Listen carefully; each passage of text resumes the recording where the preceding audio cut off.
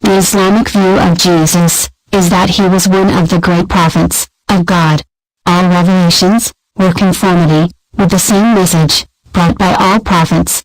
God assures us that Jesus, obviously enough, was the son of Mary, albeit he was born without a human father. The truly likeness of Jesus, in God's sight, is as Adam's likeness. He created him of dust, then he said upon him, "Be," and he was. The concept of Jesus, as a son of God, is totally rejected by Quran. With regard to the myth of Jesus as God, the Quran says, O people of the book, do not exaggerate in your religion, nor utter anything concerning Allah, except the truth.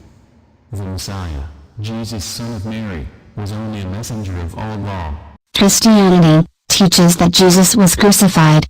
The Christians claim they have historical evidences that support the crucifixion of Jesus. What we see is that the so-called historical evidences are actually hearsay. It did not come directly from the eyewitness. Actually, there are many parallel pagan gods and crucified saviors that rival their claim. The same things are reported about the deities of rival religions that predate the Christian religion. The New Testament simply copied these elements from the non-Christian pagan religions. Billions of Christians are taught and to believe Jesus was crucified, buried, and then rose again. This is the basis for Christian faith. The Quran rejects the crucifixion of Jesus, but affirms the ascension. And because of their saying, we killed the Messiah, Jesus, son of Mary, our Lord's messenger, they did not kill or crucify him, but it appeared so to them, and look, those who disagree concerning it are in doubt about it. They have no knowledge of it, except pursuit of a conjecture. They did not kill him certain, but Allah took him up to himself. Allah was ever mighty, wise.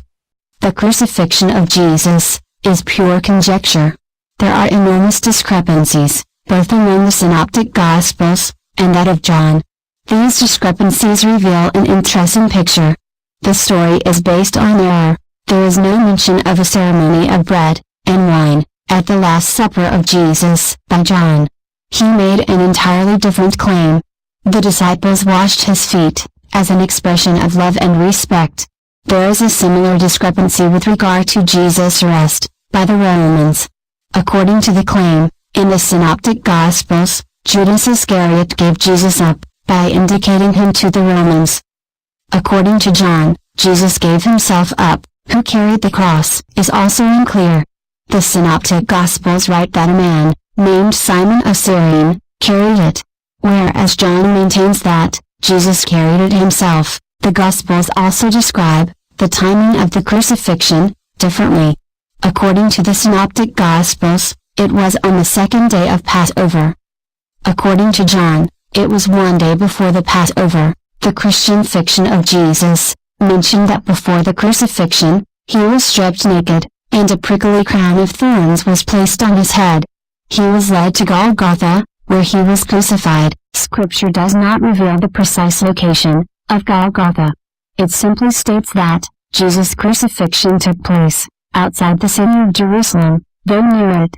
Jewish law did not permit executions and burials inside the city. Jesus was crucified on the outskirts of Jerusalem, which was outside the city.